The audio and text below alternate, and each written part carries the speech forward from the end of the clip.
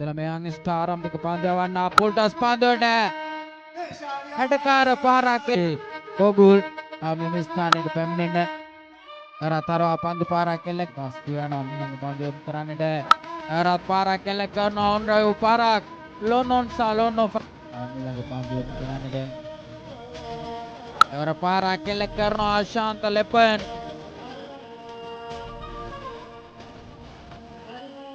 ජව්සාත් කැඳවන්නේ නිමෙතවන පන්දු ආරම්භ කරන්නට මැදට ඉහළට පන්දුවට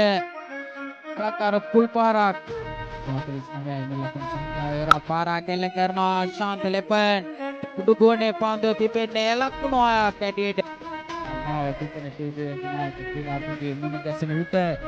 අද මීඩියාර පමුණුවන ආකාරය අධිශානයේ